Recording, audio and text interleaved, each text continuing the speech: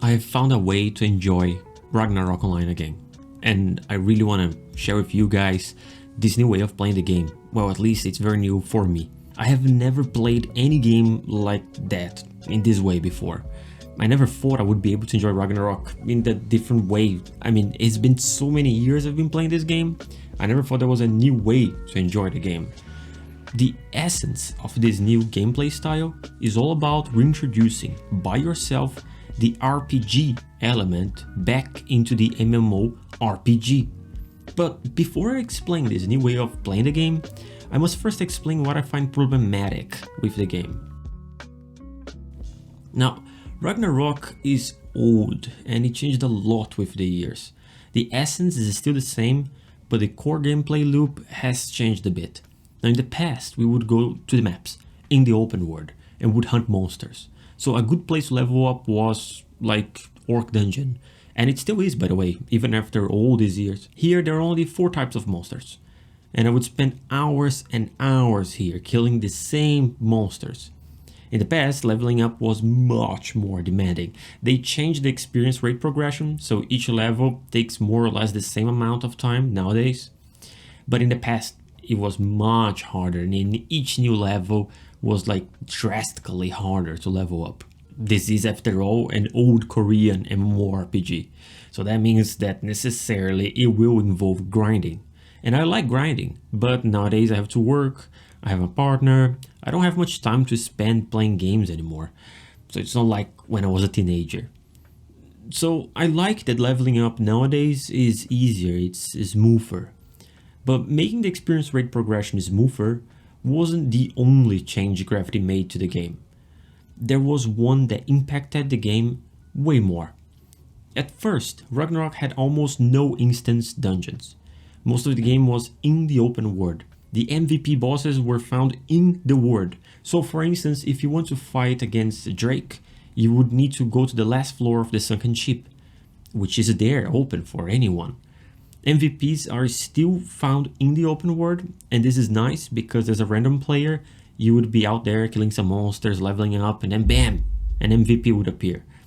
Most often, you knew that there was an MVP in the map, which makes leveling there more interesting because you get scared, you need to keep an eye open to avoid them. Although the monsters on the map are always the same, the exact location where they spawn isn't fixed.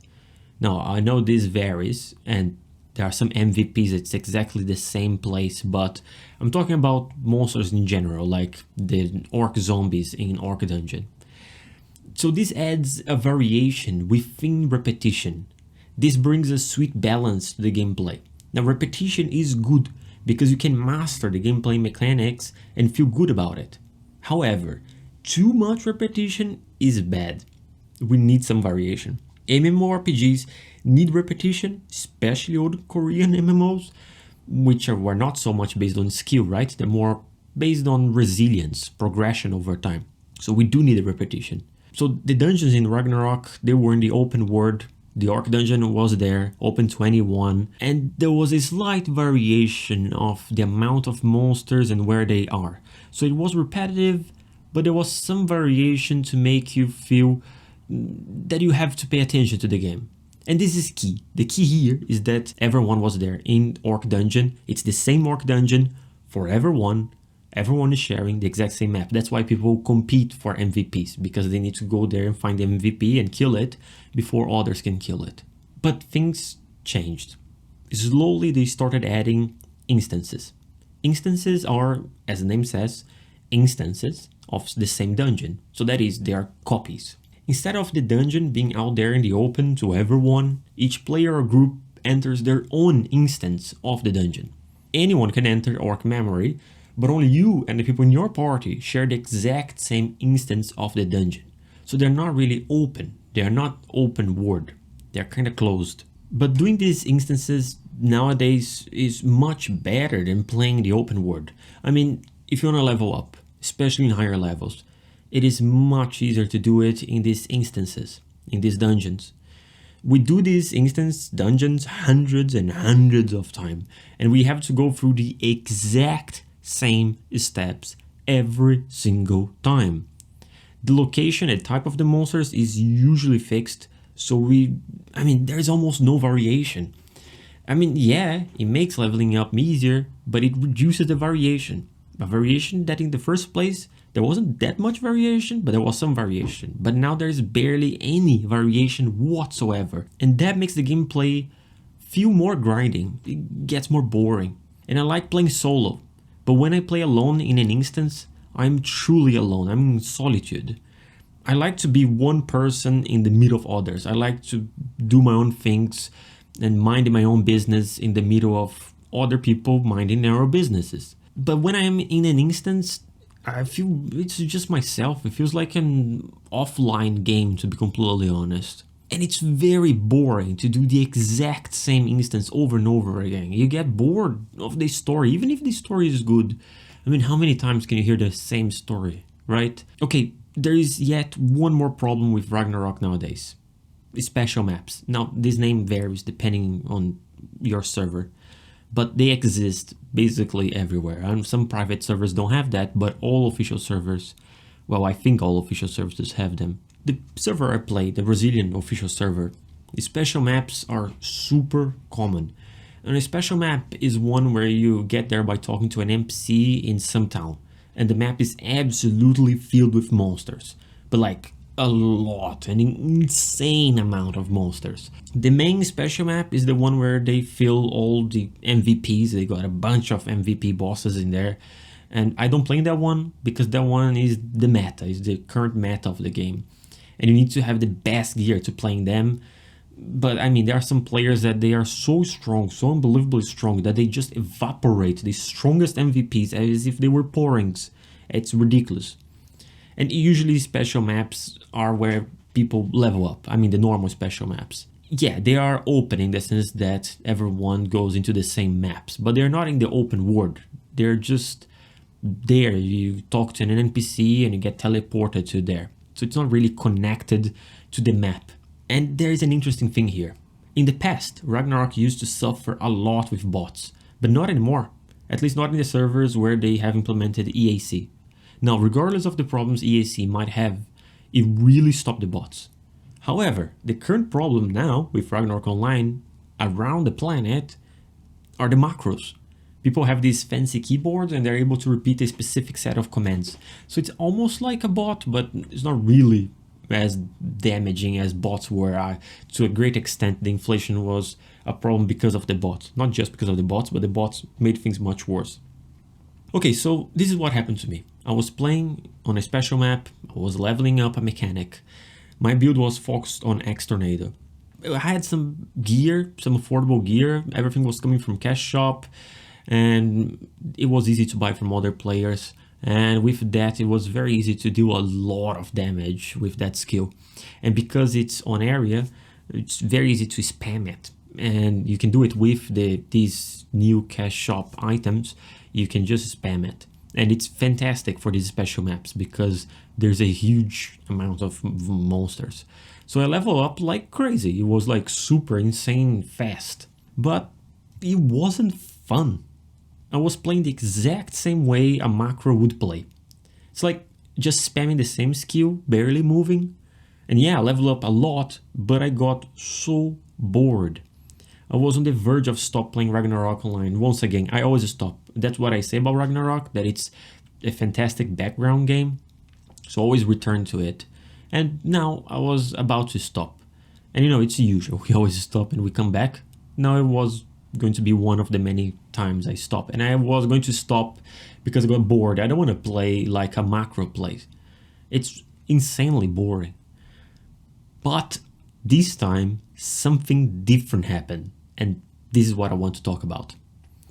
I'm an active user of the official forum for the server where I play, the Brazilian official server. And there was a new player there. Well, not new, nobody's completely new to Ragnarok. Ragnarok simply gets returning players, right?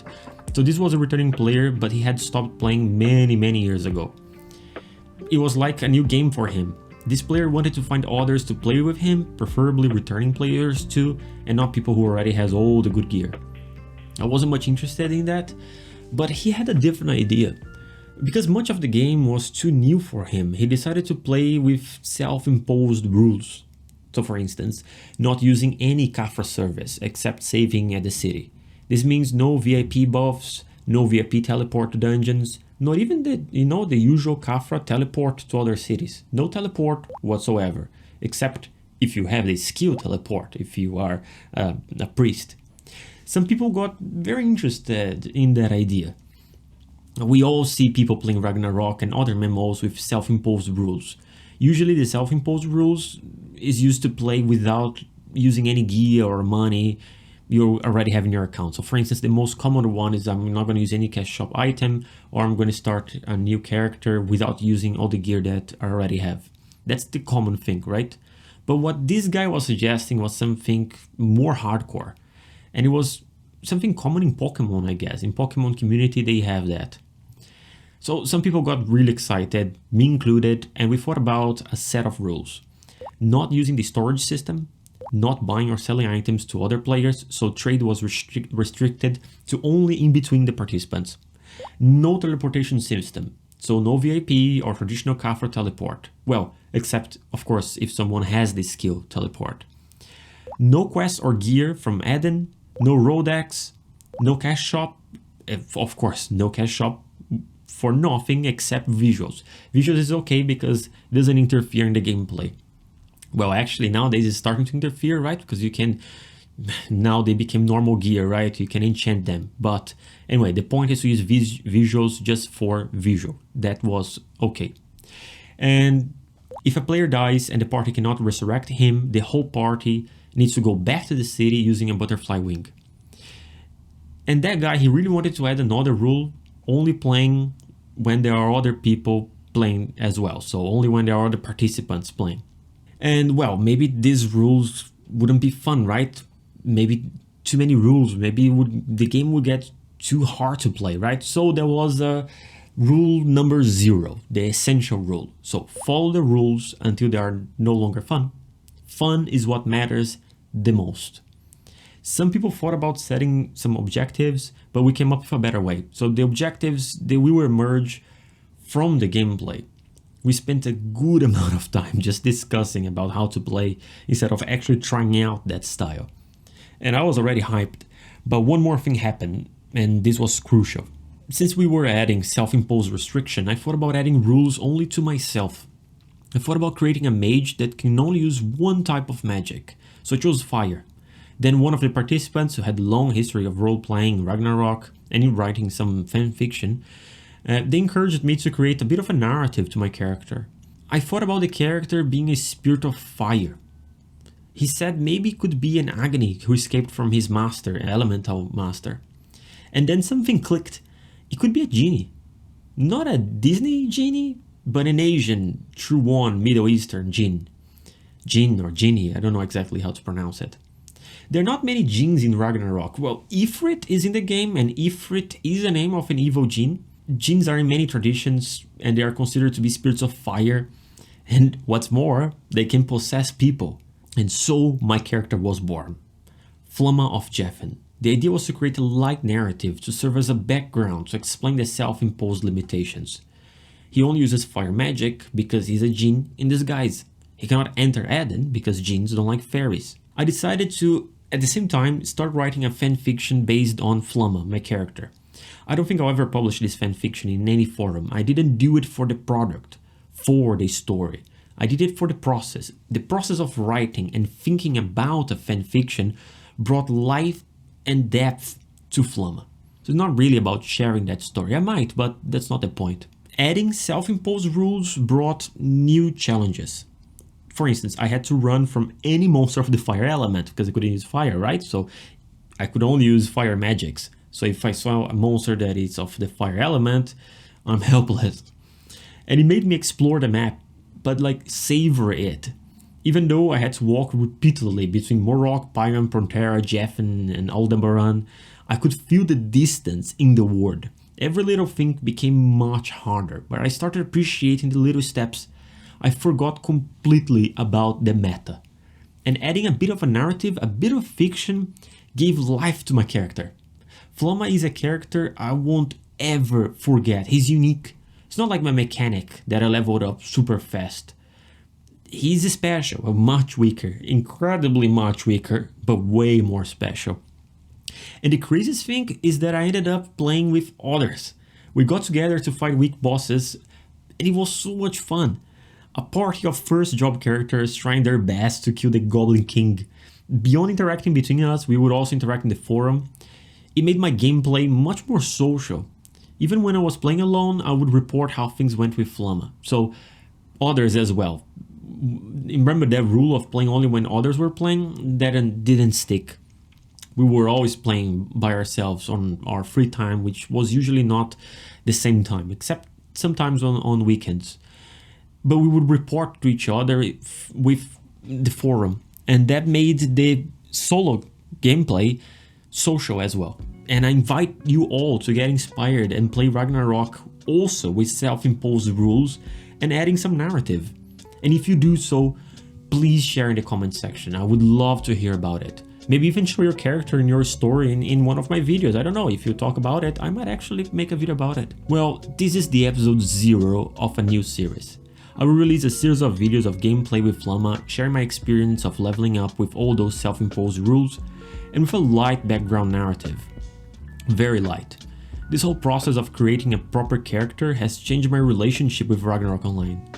I still want to release videos on other topics as well. It's not only going to be about this, only about gameplay with Flamma. And I'm playing on the official Brazilian server in case people want to know. But I will make this series and I want to share with you guys how it was, how it has been, and moving on with this, and perhaps it will inspire you guys. I really hope it does, because it has really changed the way I play the game. It really did. Well, that's it guys, thank you very much, and I see you in Midgard.